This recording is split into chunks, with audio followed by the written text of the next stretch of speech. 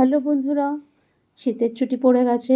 নিশ্চয়ই মনটা এখন ঘুরতে যেতে চাইছে বারবার, কিন্তু এদিকে অফিসে বা কার্যক্ষেত্রে থেকে ছুটি পাওয়া যাচ্ছে না। কি আর করা যাবে, মন খারাপ করে তো লাভ নেই। তো চলুন উইকেন্ডে কলকাতার মধ্যে ঘুরতে যাওয়ার একটি সুন্দর জায়গার সন্ধান আমরা আপনাদের দিই। হ্যাঁ, আজ আমরা যাব ইডেন গার্ডেন পার্কে। ইডেন গার্ডেন পার্ক, যেটি স্প্ল্যানেড থেকে বেতার ভবনের দিকে যেতে ঠিক 5 মিনিট হাঁটা পথ, অথবা বাবুঘাটগামী যে কোনো বাসে করে কিন্তু আপনারা এই ইডেন পার্কে আসতে পারেন। ইডেন পার্কের প্রবেশ মূল্য হলো মাত্র 20 টাকা। তো চলুন ইডেন গার্ডেন সম্বন্ধে কিছু কথা এবং তার সাথে পুরো পার্কটি ঘুরে দেখানো যাক। এই পার্কটির পেছনে কিন্তু একটি সুন্দর ইতিহাস আছে। জর্জ ইডেন অকল্যান্ডের প্রথম আর্ল, যিনি লর্ড অকল্যান্ড নামে বেশি পরিচিত, 1863 থেকে 1852 সাল পর্যন্ত তিনি ভারতের গভর্নর জেনারেল হিসেবে কিন্তু দায়িত্ব পালন করেন। এই সময় তার বোন এমিলি এডেন ভারত ভ্রমণে আসেন এবং তারই ভালো লাগার জন্য এবং তারই পছন্দের জন্য এই বাগানটি তৈরি করা হয়। বোন এমিলির কলকাতায় থাকাকালীন লর্ড অকল্যান্ডের উদ্যোগে এই বাগানটি তৈরির কাজ শুরু হয়, যেটি 1843 সালে তৎকালীন সিভিল আর্কিটেক্ট ক্যাপ্টেন ফিটজেরাল্ডের তত্ত্বাবধানে তৈরি করা হয়েছিল। প্রথমে এটির নাম রাখা হয়েছিল অকল্যান্ড সার্কাস গার্ডেন।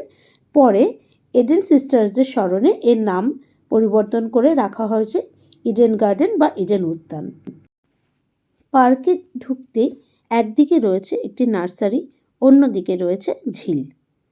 ঝিলটি এমনভাবে রয়েছে যে এখানে কিন্তু যে কেউ বোটিং করতে পারবে এবং তার সাথে শাপলা ফুলের এই সমাহার দেখতে কিন্তু খুবই সুন্দর।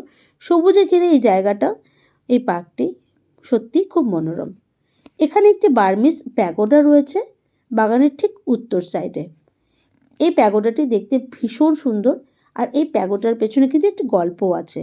মূলত মায়ানমার বা পূর্ববর্তী বার্মার অন্তর্গত এই প্যাগোডাটি তৈরি করা হয়েছিল 1852 সালের বার্মার প্রমের, বর্তমানে যার নাম মায়ানমারের, প্যায় এবং গভর্নর মং হননের বিধবা মা কিনের সাহায্যে।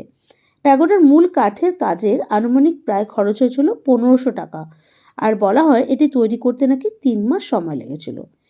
প্যাগোডাটি একটি তাজাউংয়ের আকারে নির্মিত। এবার কথা হলো তাজাউং কি। তাজাউং হলো এক ধরনের বৌদ্ধ মন্দির, যার স্তর মানে অনেকগুলো আছে বা স্টেপ অনেকগুলো আছে, বহু স্তরযুক্ত ছাদ, এবং চূড়ায় যত উঠতে থাকে তত কিন্তু এটা সরু হতে থাকে। তো প্যাগোডাটির চারপাশে ঝিল আছে, দেখতে ভীষণ সুন্দর, এবং সত্যি বলতে এখানে বোটিং করতেও কিন্তু বেশ ভালো লাগে। যত সন্ধে হচ্ছিল তত কিন্তু দেখতে আরও ভালো লাগছিল জায়গাটা।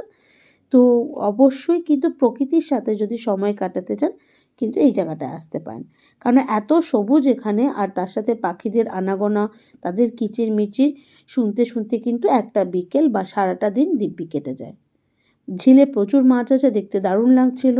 চাইলে কিন্তু আপনারা খাবার দাবারও নিয়ে আসতে পারেন, সারাদিনের জন্য সময় কাটাতে পারেন পরিবারের সাথে বা আপনার প্রিয় সঙ্গীর সাথে। যাই হোক, এই পার্কে কিন্তু দেখবার জন্য বা বাচ্চাদের সময় কাটানোর জন্য বেশ একটি সুন্দর পার্ক রয়েছে। রয়েছে নারকেল গাছের সারি, এবং আপনি যদি ভাবেন যে খাবার নিয়ে আসবার সময় হয়নি, তো কোনো অসুবিধা নেই। এখানে ফুড কোর্ট আছে, যেখান থেকে কিন্তু অবশ্যই আপনারা খাবার কিনে নিতে পারেন, কোনো অসুবিধা নেই।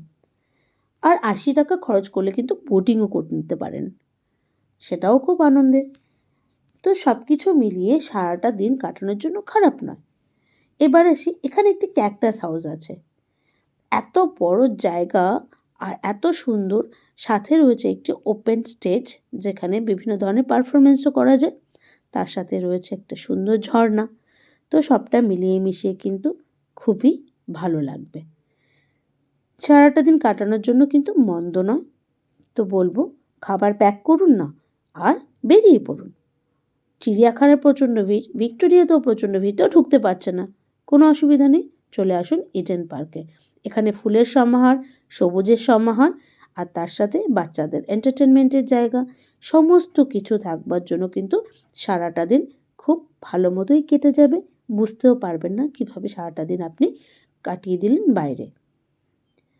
তো এবার এখানে একটি কিন্তু সুন্দর নার্সারিও আছে, নার্সারিটাও আপনাদের ঘুরে দেখাবো। তো আগে পার্কটা পুরোটা ঘুরে দেখিয়ে দিচ্ছি আপনাদের।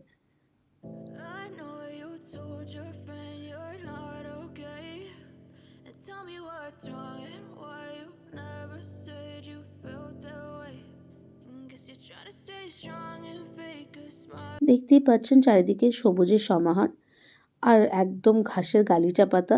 খালি পায়ে শুধু কিছুক্ষণ হেঁটে নিন, দেখবেন মনটা কত ফুরফুরে হয়ে যাচ্ছে, কত ভালো লাগছে।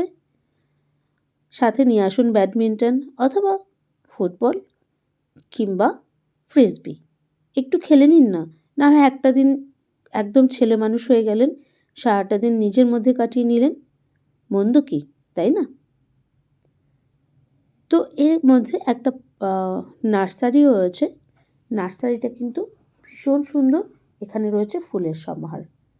কিন্তু একটাই অনুরোধ, দয়া করে গাছে কিন্তু হাত দেবেন না, ফুলগুলোতে হাত দেবেন না, তাহলে ফুলগুলো কষ্ট পাবে, তাই না?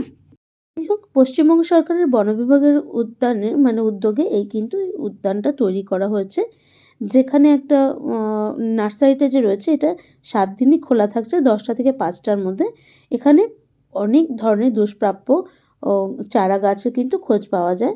আর আরও একটা জিনিস খুব সুন্দর, সেটা হলো যে বছরে একবার এখানে কিন্তু বিনামূল্যে চারা গাছও বিতরণ করা হয়। তো দেখতেই পাচ্ছেন ফুল গাছের সমাহার, এত ভালো লাগছে। তো একটা দিন ইডেন পার্ক ঘুরে আসুন, বলছি খারাপ লাগবে না। তো আজ এ পর্যন্তই, দেখা হবে আবার অন্য কোনো ভিডিও নিয়ে। ততদিন সবাই ভালো থাকবেন, সুস্থ থাকবেন, আনন্দে থাকবেন আর অনেক অনেক জায়গা ঘুরবেন। যত ঘুরবেন তত ভালো লাগবে, কারণ ঘোরাটা হলো জীবনের অক্সিজেন। তো দেখা হচ্ছে আবার নতুন কোনো ভিডিওতে, ততদিন টাটা। আর হ্যাঁ, নোটিফিকেশান বেলটা কিন্তু অন করে রাখতে ভুলবেন না, এতে কী হবে আমাদের নতুন নতুন ভিডিও এলে আপনারা নোটিফিকেশান পেয়ে যাবেন। তো আজ আসি, টাটা।